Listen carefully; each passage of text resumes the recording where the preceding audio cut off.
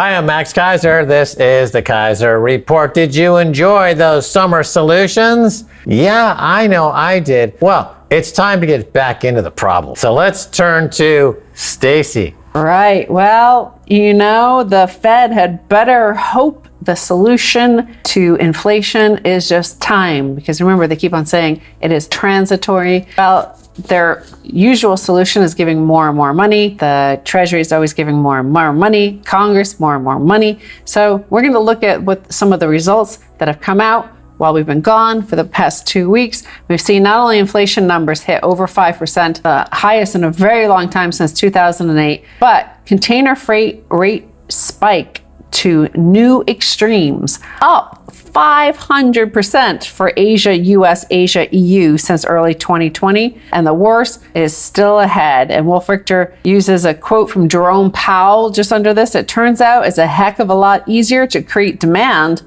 than it is to bring supply up to snuff. So we'll go over some of the details on these rates, but they're pretty shocking, Max. Right, yeah, that's a good comment by Wolf Richter about demand. It's always spoken about in Keynesian economics corners that they need to stimulate demand by printing money. But we live in an age now where the supply side of the equation is broken. So we're entering into these supply shocks, whether it could be microchips, for example, or basic commodities are up sharply.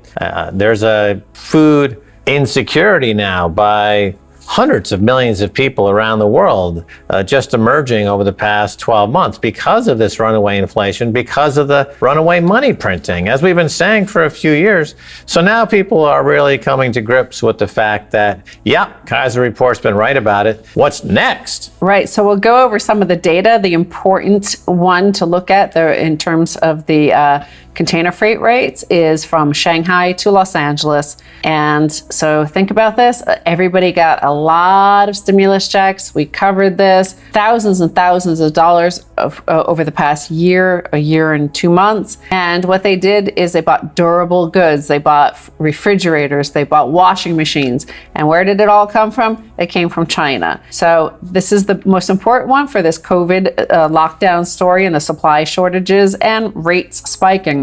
Average port-to-port spot rates from Shanghai to Los Angeles soared from around $1,500 per 40-foot container in early 2020, and from a 5-year average of $2,177 to $4,000 in September of 2020 to $8,000 in June of 2021. And $9,631 in the week ending July 8th, according to Drury Supply Chain Advisors. This would be an increase of over 500% from early 2020.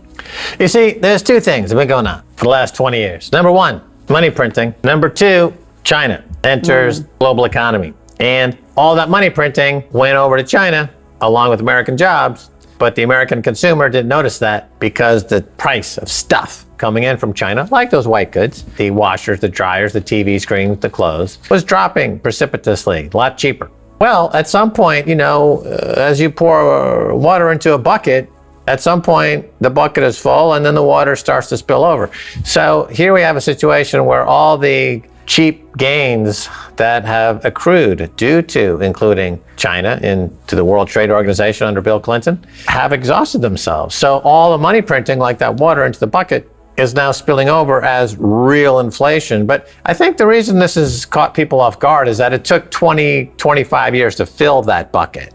Because bringing China on, as Bill Clinton did, was really a remarkable situation of putting 500 million workers making virtual slave labor into this globalized economy that was all hooked up through the internet. And we just had an amazing crash in the logistics prices and delivery prices. And remember, it was only 2 or 3 years ago, we were saying the price of these containers, the Baltic Dry Index, if you recall, on this very show. 2 years ago, 3 years ago, we would all say, oh my God, it's hitting new crash lows. It's so low, it's so low. But now it's all been essentially equalized or normalized. So the money printing is now going to hurt really badly. the past 20 years, why part of the reason why it didn't catch up was that there was a lot of money printing, but it was all credit. It came from the central bank cutting rates ever lower, taking those assets off the balance sheets of the banks and putting it onto the central bank's balance sheet. The past year, we've seen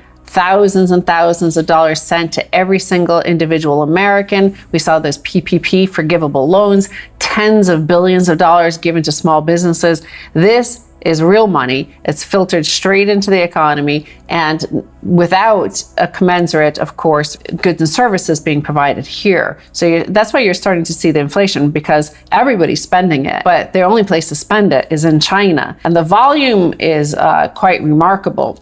So what you see is the Port of Los Angeles has been setting records in terms of the volume of imported loaded containers. The container volume is expressed in the standard measuring unit of TEU, which stands for 20-foot equivalent unit, where a 40-foot container contains 2 TEUs. For the 5 months from January through May, the port imported 2.37 million TEU in loaded containers, according to data from the Port of Los Angeles. This was up from 26% from the prior record period of January through May of 2017. So it set a new record high by 26% of the previous record high. You can see the parabolic move. It all started exactly, all of this data started exactly once the first stimulus checks started to pour into American coffers. So it is causing some inflation, is causing some friction as well, because of course you're starting to see headlines suggesting that it's China that's causing inflation, or you see signs that it's Bitcoin causing hyperinflation. Right. Well, interesting. Those two being brought up in that context. Look, China's GDP is up like 18%, and the U.S. is barely positive. And why? Because China is trying to grow their economy. you know, if you're trying to grow your economy based on manufacturing stuff and selling it, you're going to end up with people working, manufacturing stuff, and selling it. If you have an economy based on social justice warriors who are begging for more stimulus checks so they can give it all to China, your GDP is not going to go up because you're not manufacturing stuff to sell to Chinese people or anywhere else in the world. Well, you're definitely going to see, because we haven't seen this in our entire adult lifetimes. We had this in our childhood of the inflation, and it causes a lot of friction. It causes tension because you're flush with money. You're getting a lot of money put in your bank account. You can't deny that. There was tens of thousands of dollars put into average households, savings accounts, and they're feeling good and they want to go out and spend it. The problem is everybody else feels the same and everybody else is doing the same, and there's only so many goods and services for people to buy. So you're also seeing that in the next headline about how much rent inflation is going up, and rent is an important component of the CPI index, right? Well, rent prices are soaring as Americans flock back to cities. Nationwide, rent prices are up 7.5% so far this year to date, 2021, 3 times higher than normal. According to data from apartments.com, analysts expect rent prices to keep climbing for the foreseeable future, a major burden for renters and a warning sign that higher inflation could linger far longer than the White House and Federal Reserve keep predicting. Right, the old pea and shell game. You have a pea and you have 3 shells, and you're like, oh, where's the pea? Where's the pea? Well, the Bureau of Labor Statistics in Washington, D.C. have been playing this game for 40 years, 50 years, where every year, every 2 years, they have a new definition of how to calculate inflation, right? They substitute hamburger for steak. They say a computer is twice as fast, so it's half as cheap. They substitute rent for houses. But eventually, instead of having 1 pea to play with in the shell game, it's now 3 peas. And every single shell you turn over, it's inflation, inflation, and guess what? Inflation. So all of those hedonic adjustments and all that gamesmanship that has been going on to help the Federal Reserve keep rates low so that the investment bankers and the private equity firms have cheapest possible money to buy other companies for virtually nothing has come to an abrupt end in the form of people starving. So now the equation is really cruel, because for every new billionaire, you can make a direct link to X number of starving people, full stop. So yeah, in the United States, a lot of people have, like I said, over $10,000 in their savings account. They haven't spent it in the past year. They're ready to start spending it. They want it. They're like, hey, I have 10,000. That's enough for a deposit to move to a new town, to move to a new city, start again. So flush with cash. Well, everybody's doing the same exact thing. And they're all heading to these cities like Boise, Idaho. They're heading to Sacramento, to other like smaller cities, not New York, not San Francisco.